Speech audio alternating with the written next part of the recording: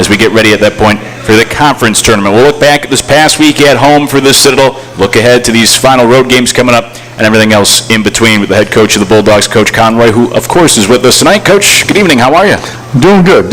Just as usual on Monday, just came right over from practice, and glad to be here. How have since coming off of the game Saturday, how have things gone so far the last 48 hours as we get ready to hit the road tomorrow? Well, just refocusing. We had, a tough week of games. Won one and obviously lost one, but both were hard-fought games against quality teams. And just we give the guys a day off on Sunday, and then we refocus today and get ready for this week. And a lot to play for this week. We were just talking about the conference tournament and seeding possibilities, and there's still a lot of things out there to play for in this regular season, and obviously getting ready for next week in the tournament where it's all on the line.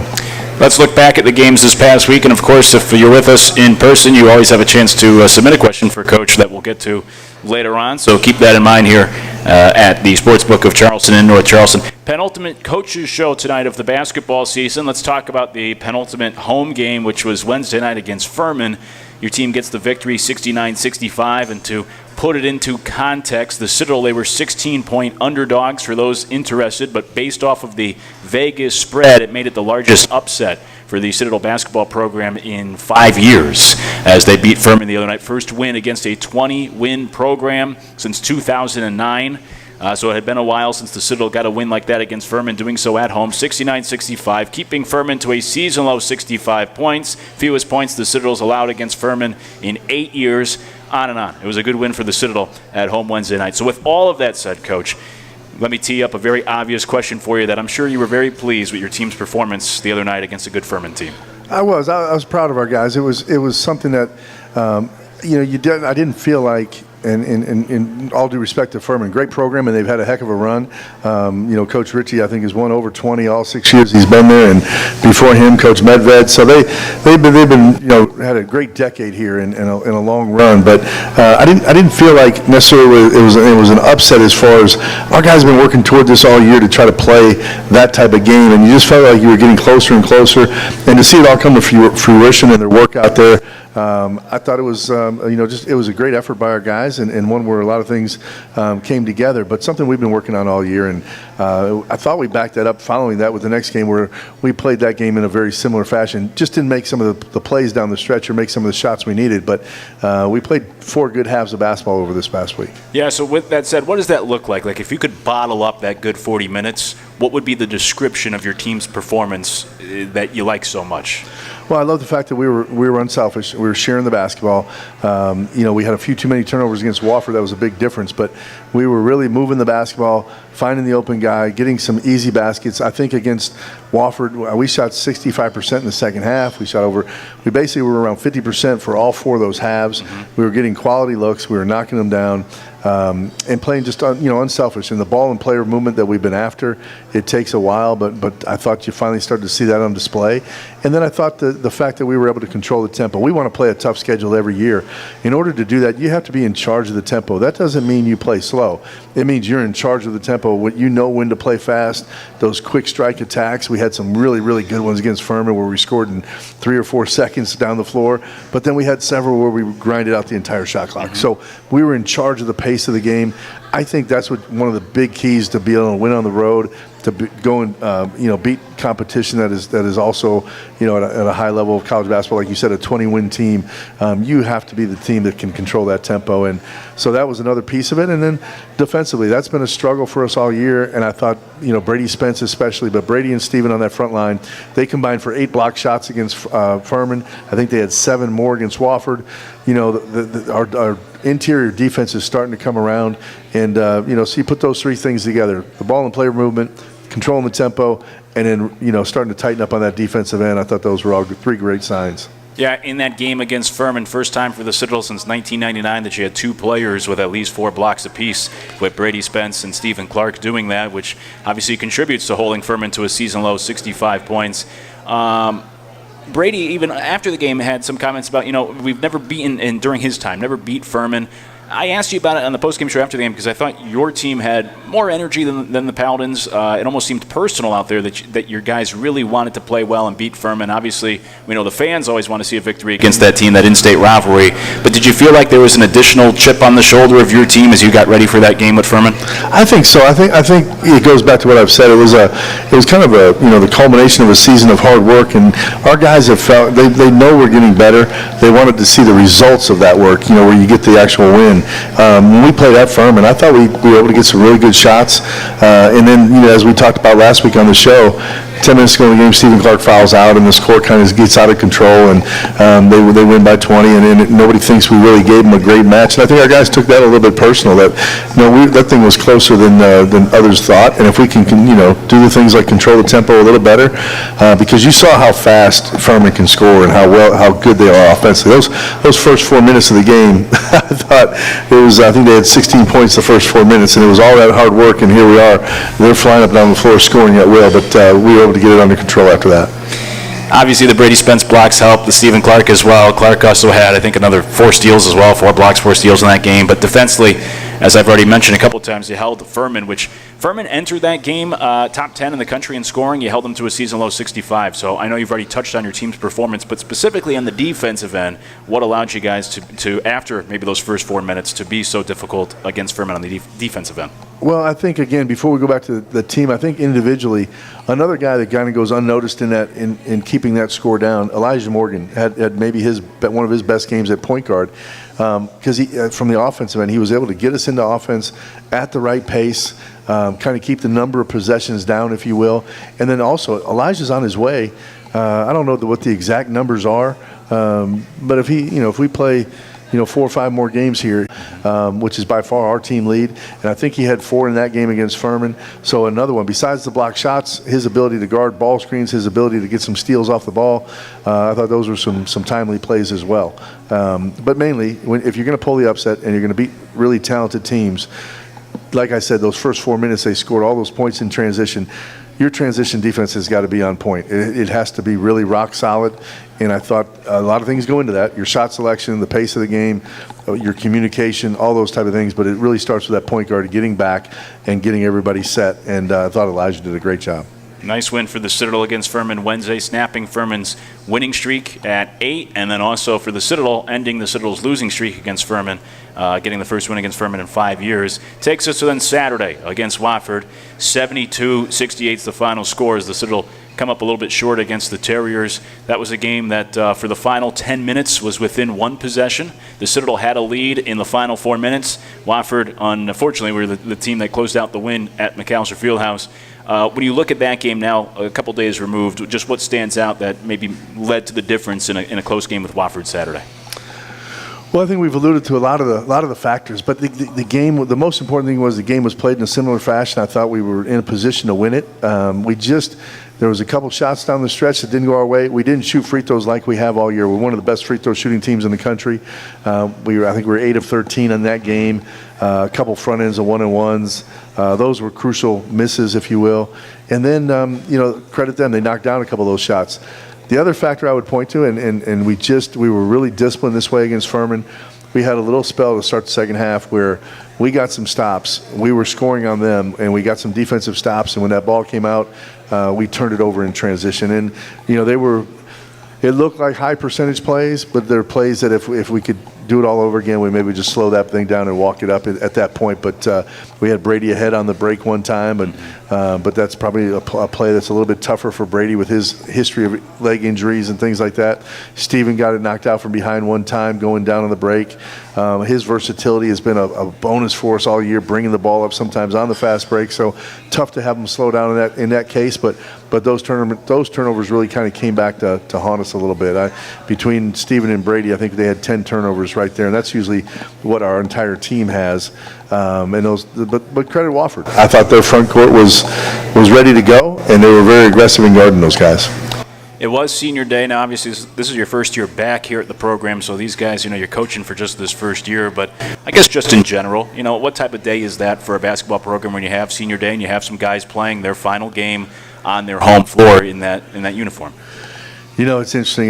Been here not even a year yet, but one season, and sometimes the days seem long, but those weeks and months and years go by really fast. And the fact that these guys already, Austin Ash and John Michael and Brady and Steven, this is it. This is the end of the time of coaching those guys. It's just amazing. David Maynard, just 5 quality guys. Sent them out in a first-class style. We had the framed jersey for them and a really nice picture, and then had a reception for them after the game up on the 3rd floor. So hopefully they felt like it was a first-class day for them, because they deserve it. When you think back to your senior day, what stands out? If you think, I'm not going to try to age you, but if you think back to when that senior day was, what stands out about your day as a senior? Some Citadel fans they won't remember this, but we were playing in Days Hall at the time, because McAllister was being renovated. So my senior night it was hot and steamy in Days Hall and really, really crowded. It was a great home court advantage. But I think for at least for myself, you remember that last game, and whenever that is going to be, and hopefully for these guys, it's a long way out. But I don't know if I'll ever. I mean, I know I'll never forget. I thought we could win the tournament that year for sure, and we lost to a team that we had beaten during the regular season, a team that went on to have quite a run in this league. But it was the Keith Jennings and East Tennessee State dynasty was just at its very beginning, and it came down to the last play of the game, and we ended up on the short end of that. But we had beaten them in the regular season in Johnson City, and it was tough. It was tough to walk off that floor. Which is a perfect segue as we get ready to head to ETSU in Johnson City tomorrow. But before we look ahead at those games, I do want to ask, I was talking to some people over the weekend and saying, because with the COVID year, it adds an extra year of eligibility. People are asking, is this guy actually graduating? Does he have another year? I don't know. Does he have another year? So I'll put you on the spot. Of the seniors that were honored on Saturday, do you anticipate, do any of them still have eligibility? Do you anticipate any being able or potentially coming back down the road? It's possible for guys like Stephen Clark and Brady Spence, because they've been at the Citadel for 4 years, so they could possibly get a COVID year, another year in there. Just depending on where they're at with their, what they want to do with grad school and professional. They'll have a lot of different options. Those guys are, 4-year graduates of Citadel, great students. They'll have plenty of options. We'll sit down after the season and talk with them and see what makes sense, and what they want to do. Austin Ash and David Maynard and John Michael have used those years up, so I don't think that would be possible in their cases. But with Brady and Steven, it may be. So something to think of moving forward as the Bulldogs get ready for the final week of the regular season this week at ETSU, at Mercer, and then we'll have the conference tournament in Asheville as well. When we come back here in the Coaches Show, we'll look ahead to those games. We'll also talk about some individual performances over the past week for the Bulldogs as well, with some big showings from some of the guys these last couple games at home. We'll continue to talk Citadel basketball, get ready for the upcoming road trip, break down these last couple games as well, everything else that comes up. And if you're with us in person, you have a chance to submit questions for Coach as well. It's the Coach's Show, brought to you by Cutwater Spirits, out here at the Sports Book of Charleston in North Charleston, as it's time for our first break, all across the Citadel Sports Network.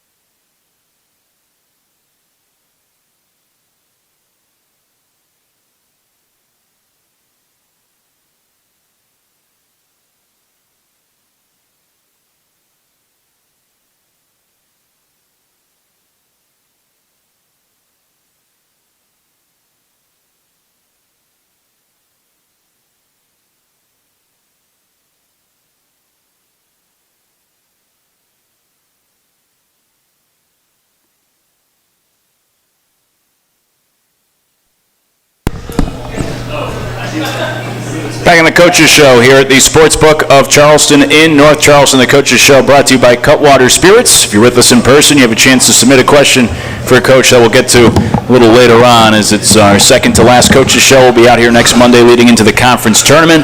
And then, unfortunately, we're winding down college basketball. March Madness is right around the corner, so just a few weeks left of college basketball in general, leading up to the Final Four right at the end of March and into April. But the Citadel, they're on the road this week, 2 final regular season games at ETSU and at Mercer before the conference tournament in Asheville. We'll look ahead to those games. But first, let me ask you, Coach, as we typically do at this time in the show, about a couple of, in particular, players from the past week and the performances that we saw, in this case against Furman and Wofford at home. You referenced Brady Spencer earlier. I asked you about him on the radio broadcast throughout the week, but give you a chance to talk about him here tonight as well, because for Brady, against Furman, he has the double-double, first career double-double against a Division I opponent, 10 points, 12 rebounds, 4 blocks, played a career-high 30 minutes, and then followed that up against Wofford by playing a career-high 33 minutes for Brady Spence, 8 points, 6 rebounds, 4 more blocks, went 4 or 5 shooting. He's been really efficient shooting the basketball. So just what have you seen from Brady, even as the season's gone on, that has led him to what we saw this past week, where with Jackson Price out, Spence playing more minutes, he's really played really well. He's looked like the recruit everyone was excited of having come here prior to the knee issues. Well, I think Brady is an example of what I was referring to earlier about how the Furman game and the Wofford game and how we're playing right now at this time of year is kind of a culmination of all of our work. But it started way back in June. We're allowed to bring players back in the summer now. And when I first met Brady, for different reasons, he had an unfortunate injury early in his career, and then you have to rehab, and then you go through COVID where there wasn't the daily interaction with the guys and things like that. But Brady's body had just gotten to a point where it really wasn't as functional as it needed to be for him to be the player he could be. And there was some imbalances there in his legs and strength and all that kind of stuff. And I credit our training room and Cody, our trainer, and everybody else, but mostly Brady and his hard work. But really over the last 6-7 months, it's almost been like rehabbing again. And I think now his body is at a point where he can play back-to-back games, where he can have successive practices, where he can be consistent. He understands what he knows what his body's going to give him on a given night, and all those things. Once you've had an injury, if anybody's gone through it before, you realize it's not as easy as people think. You can't count on certain things you did before. Your mind is telling you to do one thing, your body lets you do another. But Brady is now getting into that point where, okay, the rehab and everything and the rehabbing is starting to pay off, and I think he's at a point where he can really start being a consistent player. And so it's been great to see him enjoy that, because we knew it was in there. He knew it was in there, and you hate for a player to go out where they don't get a chance. So many times you don't get a chance to have those moments once you suffer some injuries like that. You mentioned the training staff. Even this year, traveling with the team, I know I've seen a strength and conditioning coach with you guys on the road, which for my time here is new at the Citadel. When you came back here as the head coach, how important was all that stuff to the plan here of building the type of program that you want to make sure you could do things like that? Huge. And I would say, to our fans out there that are listening and things like that, the commitment that everybody's made, it's been a team effort. And you just mentioned some of the things, but between the way we travel, we flew to Chattanooga and Sanford, the way we take the sleeper bus, we really try to, nutrition-wise, feed the guys the right way. Athletic department's been super supportive, and General Walters in that regard. Our training room, we take a trainer and a strength coach on the road with us. All those things go into us being able to play and look fresher at this time of year maybe than in the past, and maybe be healthier than we've been. So all those things matter and lead toward a successful program. And so I think it's just the start of those things, but that commitment is really, really important. You see every night on the road, like for instance tomorrow when we get in town, we will eat at 7 o'clock, and then our guys will go get shots up at the visiting team's arena.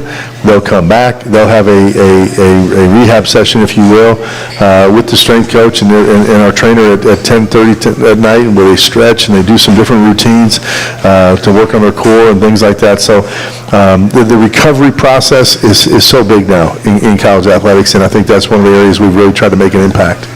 Yeah, that leads me to my next question. Thinking back to when you were a player now as a coach, do you think that's the biggest change? When you try to look back at the last couple of decades of college basketball, Where has the sport or the game changed the most since your playing days? Well, yeah, I think everything to do with the body. I think, you look back and I think nutrition has taken a big step. Obviously, strength training has, and that was probably the first thing. But now the recovery piece and how you get swelling out of your body. How do you recover from a practice? How do you get the muscles, the lactic acid out and start the recovery process where you're ready to be fresh the next day, and also the tapering of practices and the way that the training methods and periodization, if you will, where coaches have a better understanding of how long to practice guys and how much energy they're actually exerting by number of steps and oxygen usage, all those kind of things. So I think those areas have really taken off in the last few years. Let me ask you about a couple of guys that set impressive benchmarks Saturday against Wofford. Austin Ash, who made 8 more threes, 8 of 16 from beyond the arc Saturday for the Citadel against Wofford. 24 points for Ash to lead the Citadel on Saturday in scoring. So now he's up to 101 three-pointers this year at the Citadel. He becomes the 4th different player. It's happened now 5 times, but somebody did it twice. So 4th different player to reach 100 threes in a season for the Citadel. He is first in the conference. Entering the weekend, he was already in the top 6, I believe it was, in the country, and then made 8 more on Saturday. So I asked you about this as well after Saturday's game, but as somebody who sees it every day, I'm sure you've grown used to it now at this point, but it is just impressive when you see Austin pull up from the volleyball line on Saturday, almost midcourt. At one point, he hit that huge 3, like one step over from midcourt. We were just talking about how the game has changed going back to when you were a player, now a coach.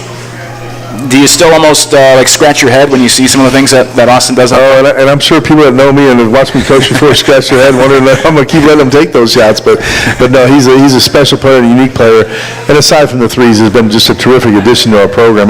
He's fun to watch. He energizes everybody. If anybody was at practice today, they would have seen the most vocal, the most passionate, happy guy to be there is Austin Ash. He's like that every day, and so just a terrific guy to help get a program started, in all sorts of ways. And thrilled he could do that on his senior night, and his mom was in attendance. And but I think he's got some great games left in the tank, and we'll see. But yeah, the one he pulled up in transition, that was from beyond the volleyball line. So that was I'll share something with you. Fran McCaffrey at Iowa, great friend of mine, and he was on the bus to Northwestern. They played Northwestern yesterday, so Saturday after, he's watching our game on their bus, and their whole team was watching it, and Fran sent me a text and said, "I apologize. I told you I thought he could make 93s for you, and he's already over 100. So I apologize. I was wrong." Fran coached at UNC Greensboro, and when I was deciding, in recruiting Austin, whether he'd be the right fit or not, that not only was Fran a great friend, and I knew he knew what I wanted to do, but I also knew he was really, really familiar with the Citadel from his time at Greensboro and the Southern Conference. So I knew he had a great feel on what this league look like and what type of players can be successful. And because certainly Austin is a unique player, and you have to decide how you're going to use him and all those kind of things. But we're thrilled to have him. Yeah, so he goes over 100 threes on Saturday. Stephen Clark goes over 1,000 career points. He needed 8 on Saturday. He gets 12. So right now he's at 1,004 career points. I ask you about Clark every game, every week here in the Coaches Show. He's your leading scorer. He's one of the leaders of the team. He goes over 1,000 points, which, in college basketball, that's always the number that you aim for. He does it here as a senior.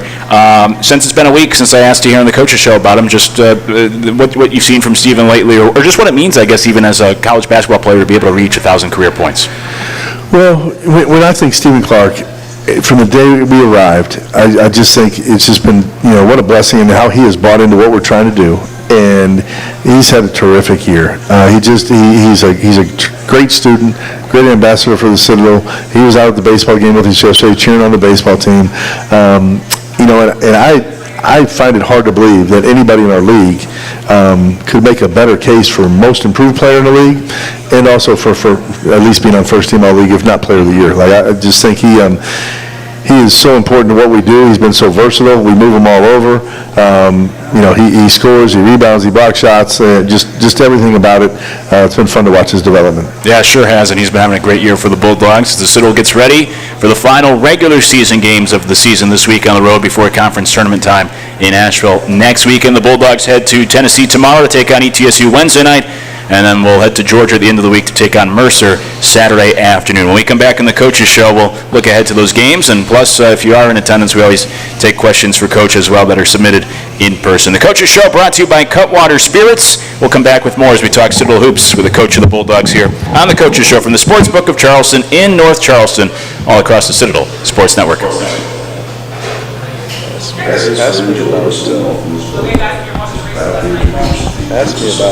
Oh, yeah.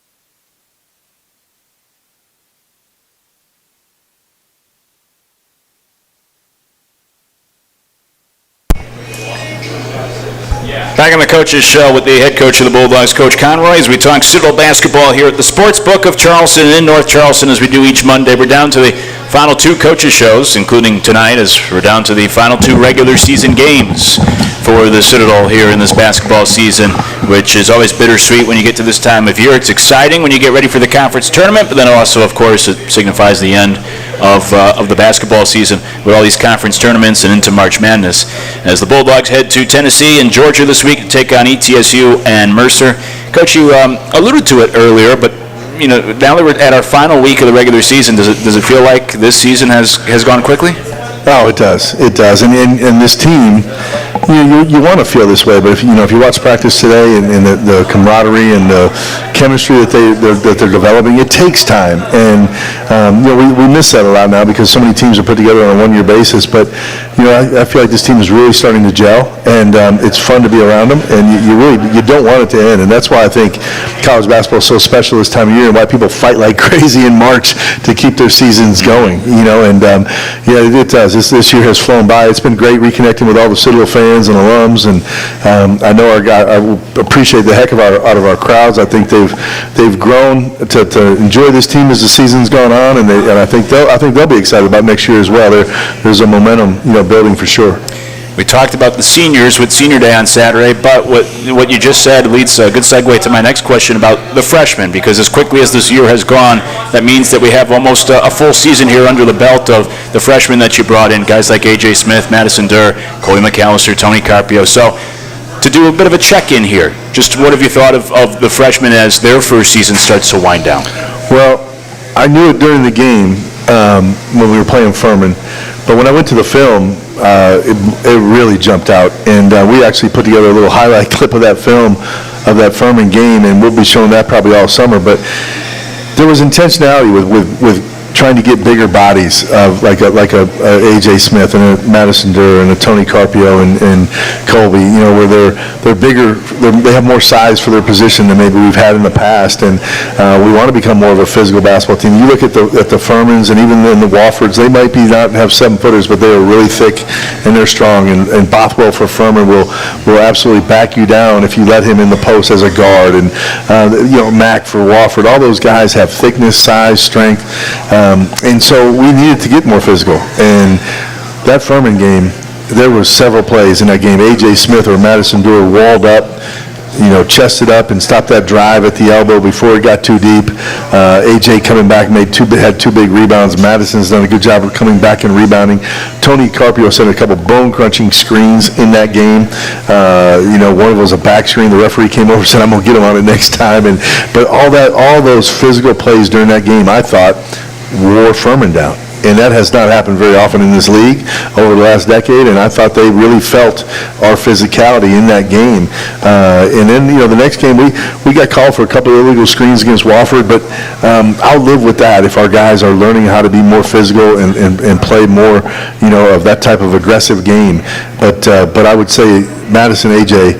led the way against Furman in a really unsung way. Like, I know, Stephen and Austin and other guys were scoring the points, but their physicality changed that game. When we played at Furman in Greenville, Bothwell and Pegues and those guys, they dribbled into the post and scored on us pretty much at will around the basket. And I think it really opened our guys' eyes about what I've been trying to preach to them about physicality. And again, I go back to it's a team effort. You've seen the strength coach. He travels every game, on the road with us every game. We started, the first thing we did when we got in the weight room when I got the job back last April was we're putting weight on the bar, and we're gonna move some weight around. We're gonna be bigger, stronger, more physical, and the term I always use is they're gonna feel us. And so I thought that Furman game was a culmination of a lot of the things we've been working on all year. So with that said, with the idea of bulking up, getting them in the training room right away, and bringing in these athletic freshmen, you've gotten a lot of big minutes and good minutes this year from those freshmen. I mean, you think back, Madison Durr right away starting for you to begin the year. Coley McAllister's playing big minutes against Clemson. A.J. Smith, all these guys, they've played such a huge role for you this year. When you recruited this freshman class, and when you had put your first roster together this year, is that what you were anticipating, or has it even been maybe a little bit more of a pleasant surprise that you've gotten as good of quality as you have from these guys? We take a lot of pride in kind of our intentionality and our evaluation skills and trying to find those right guys. And So I don't know if I'm surprised, but pleased with that. And if you watch any game we play against the top of our league, when we play Sanford, Furman, Greensboro, those three teams and Western Carolina, those are the top four teams in our league right now. And we swept Western, and they have some physical players that we needed guys like them to match up against. And then when you watch our games against Greensboro, Sanford, or Furman, we were 1-5 in those games. Obviously we beat Furman, but the Sanford game was closer the second time around.